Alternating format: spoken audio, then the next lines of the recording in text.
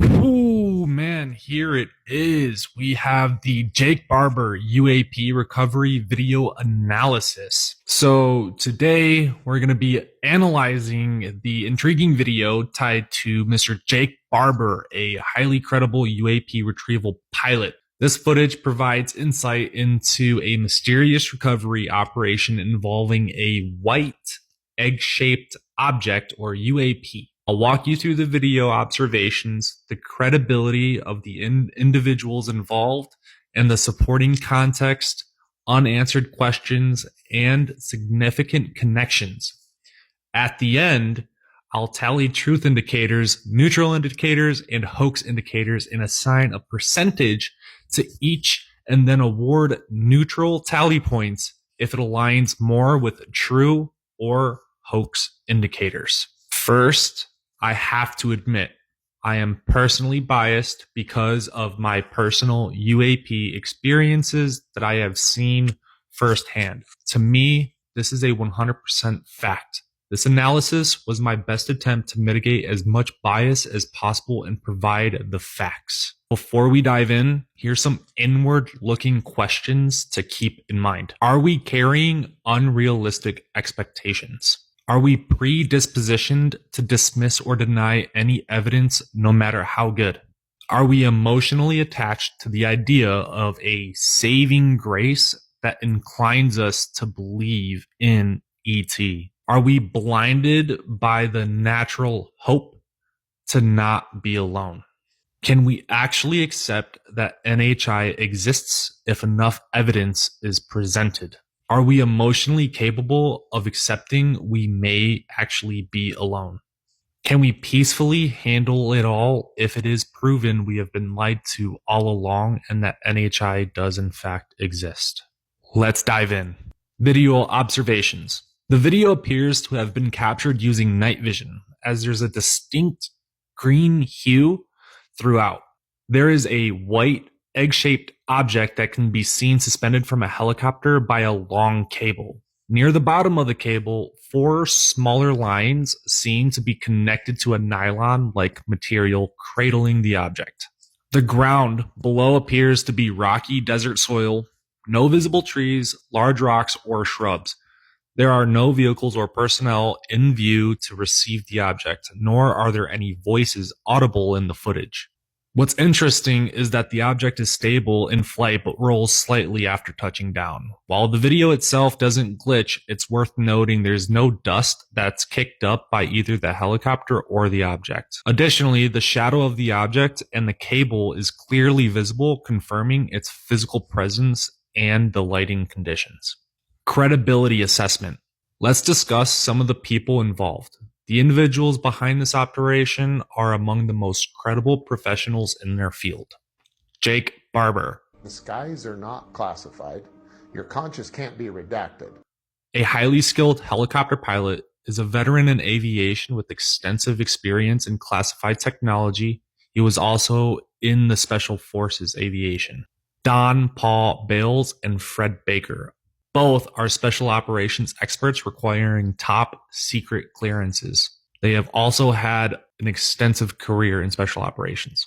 Lieutenant Colonel John Blitch. He is a former Tier 1 Delta Force sniper, commander of a nuclear weapons battalion, and holds a PhD in psychology. All of these individuals have spotless reputations and appear financially stable. Their statements align with other credible whistleblowers, such as those featured on Dr. Stephen Greer's interview series. You can actually go and watch them on YouTube right now. They have really interesting insights. Supporting context.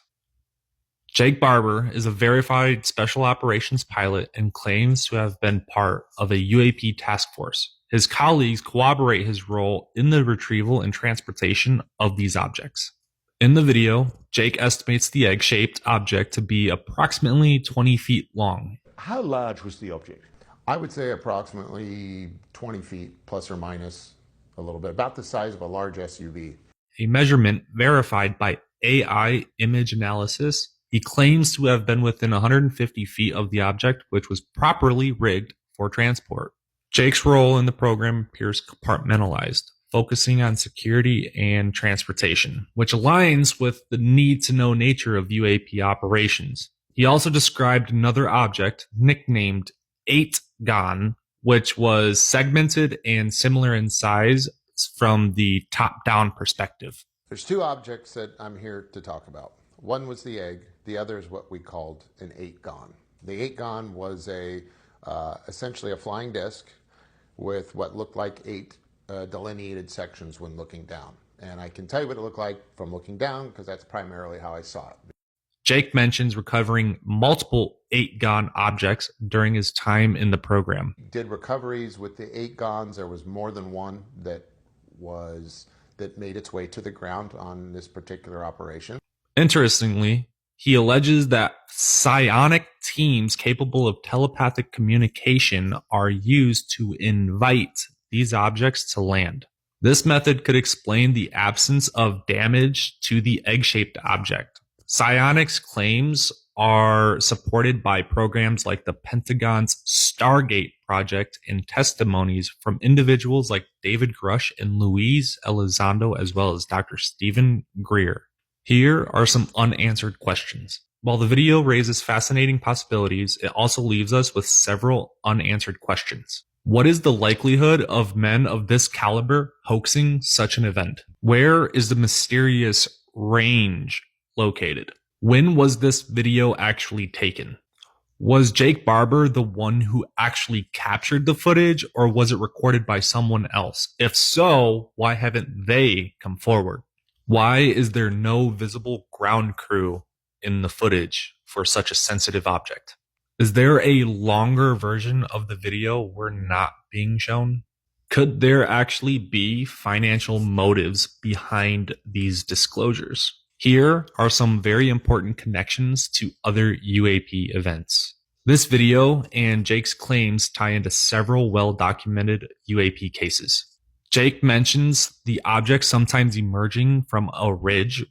One of those that would raise your eyebrow is more of the transmedium characteristics, because things would come from the ground, like from the earth, from a ridge, from a mountain, or it could pass through. Which is consistent with Mr. Bob Lazar's accounts of S4, an area located 15 miles from Area 51.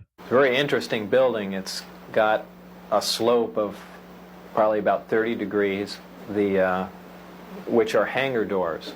And it has textured paint on it, but it looks like sand. It's made to look like the side of the mountain that it's in, whether it's to disguise it from satellite photographs or what. Dr. Greer's assertion that the egg might be a man-made reversed engineered craft aligns with Jake's contractor background. Knowledge by the producers. That craft was from the Lockheed Skunk Works and man-made. The white pearly egg shape resembles the Tic Tac UAPs made famous by David Fravor's testimony, and Pentagon released footage of a white Tic Tac. Well, you can't really see it, but it is a Tic Tac shape. All four of us, because we were in F-18Fs, so we had pilots and Wizzo in the back seat, looked down saw a white Tic Tac object with a longitudinal axis pointing north-south and moving very abruptly over the water like a ping pong ball.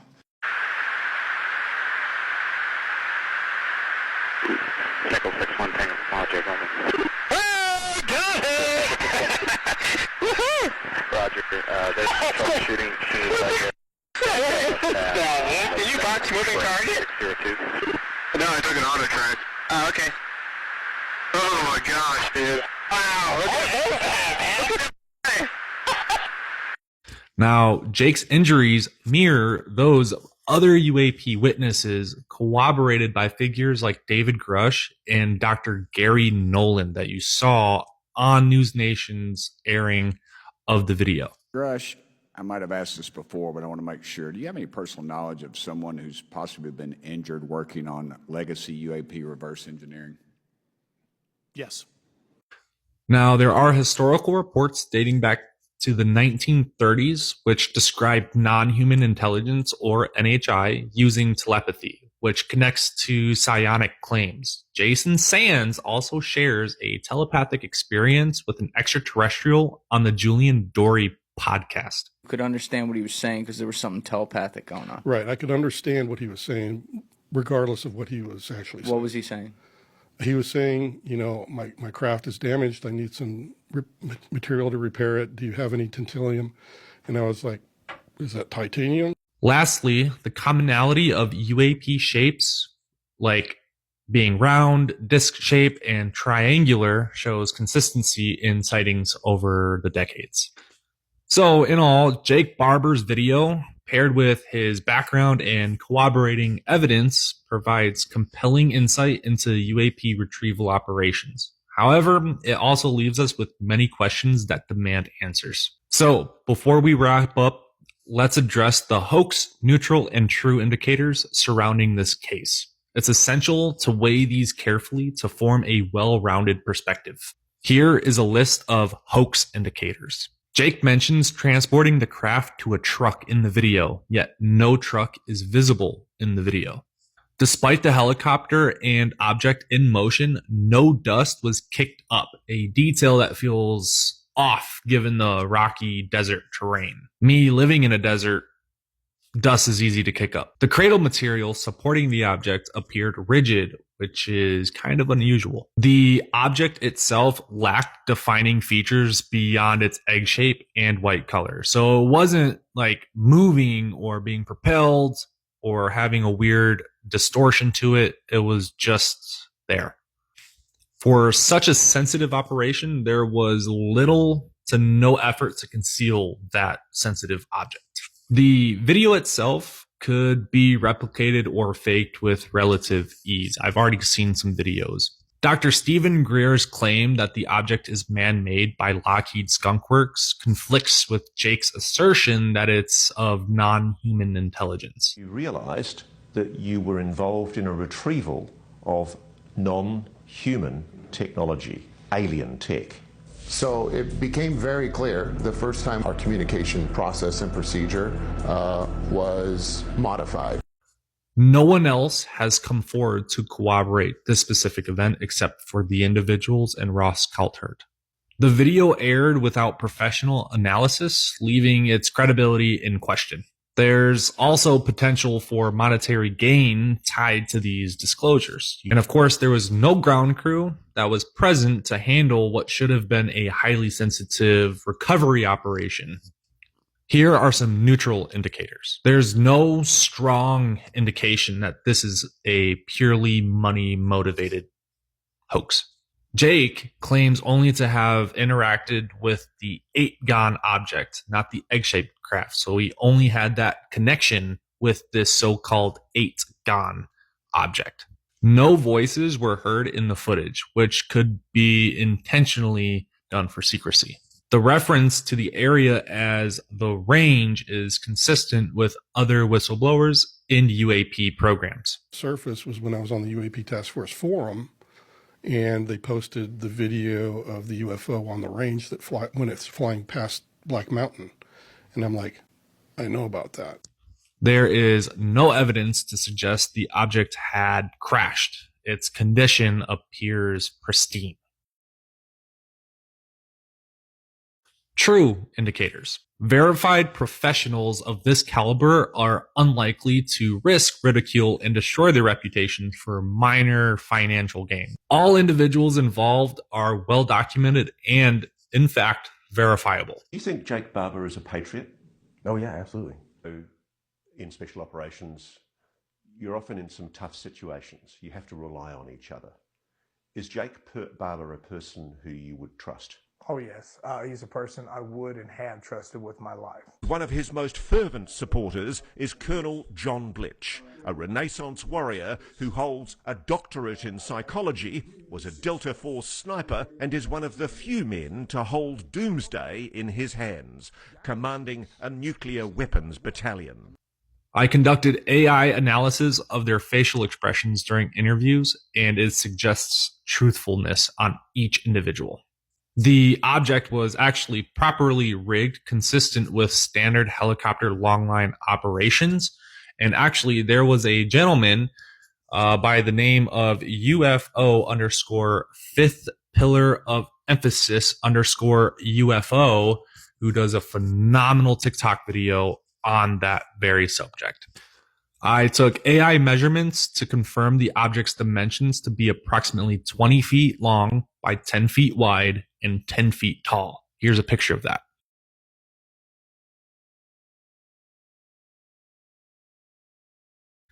Psychic abilities and telepathic connections, as mentioned by Jake, have been documented in the Pentagon's Stargate program. There's no evidence the video was manipulated or AI generated.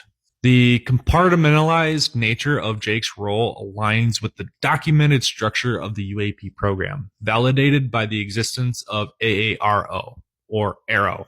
Jake's injuries are consistent with reports from other whistleblowers and corroborated by credible medical professionals like Dr. Gary Nolan. With all of these factors laid out, the story of Jake Barber and his UAP recovery video presents both compelling evidence and glaring uncertainties. Could this be a legitimate operation, or does it raise more questions than answers? Here's my final judgment. True indicators. 10 tallies for a total of 42.55%. Hoax. 11 tallies for a total of 46.81%. Neutral. 2.5 tallies for a total of 10.64%. Neutral tallies awarded. Leaning true neutral tallies. There's no strong indication that this is purely money motivated. Jake claims only to have interacted with the 8-gon object, not the egg-shaped craft. There's no evidence to suggest the object had crashed. Its condition appears pristine, which corroborates his claim of it being lured or persuaded or invited to land. The reference to the area as the range is consistent with other whistleblowers in UAP programs. Hoax, neutral tallies. No voices were heard in the footage, which could be intentional for secrecy. Awarding 2.5 tallies to true indicators. Final percentage. True indicators, 51.06%. Hoax indicators, 48.94%. Oh, all right, guys. That is all I have for you for now. Comment your thoughts down below. If you enjoyed this, please, of course, repost it, save it, share it, comment, all of it, and spread this message, man. I worked really hard on this, and I just want to bring you guys the best possible content I know how.